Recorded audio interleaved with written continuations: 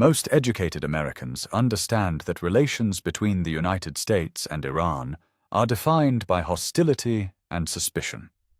And yet, what almost no one realizes is that for 3 crucial decades, these two nations were the closest of allies, a partnership that fundamentally shaped the Middle East we know today.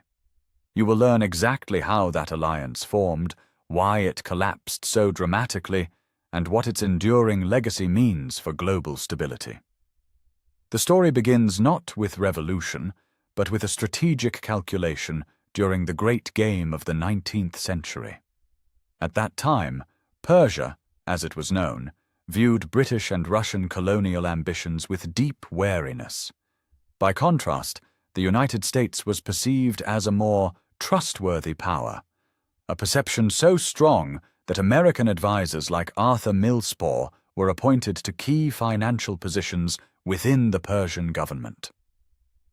This early trust created a foundation that would be tested and transformed by the seismic events of the 20th century.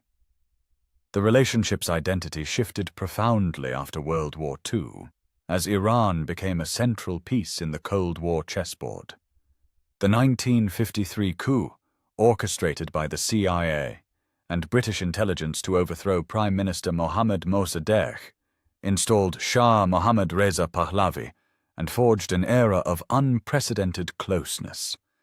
Iran became one of America's most critical strategic allies, with extensive military cooperation, nuclear energy partnerships, and deep cultural exchanges binding the two nations together in a shared opposition to Soviet influence. For a country of Iran's size and history, that level of integration with a Western power was a genuinely extraordinary figure. The tension and complexity arrived with the 1979 Iranian Revolution, a dramatic reversal that severed diplomatic ties and created the hostile dynamic familiar today.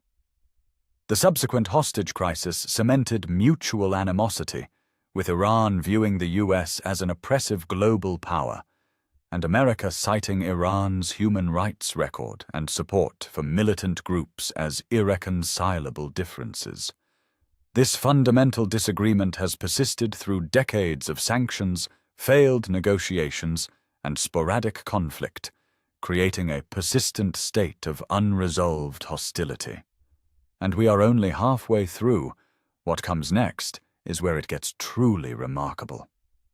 The escalation continued with cycles of confrontation and fleeting cooperation. From the Iran-Iraq War and the Iran-Contra affair to the 2015 nuclear deal and its subsequent collapse.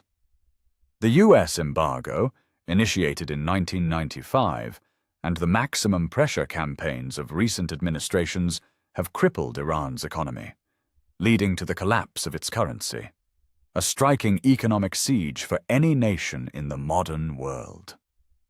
Meanwhile, public opinion polls reveal a profound disconnect. While 87% of Americans held a negative view of Iran in 2013, most Iranians historically held positive views of the American people, if not their government. This paradox of mutual public distrust, built upon a forgotten foundation of deep alliance, defines the current impasse. The legacy of this relationship is one of the most consequential in modern geopolitics. It demonstrates how strategic partnerships, born from mutual interest, can unravel into enduring enmity that reshapes entire regions. The initial American intervention to secure an ally ultimately contributed to a revolutionary backlash that created a lasting adversary. This cycle suggests that the most powerful foreign policy actions often plant the seeds for their own future crises.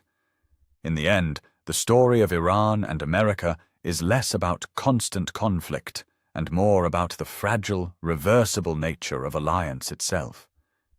If this history of unexpected partnership and its dramatic end has stayed with you, the deeper currents of Middle Eastern power are waiting to be explored.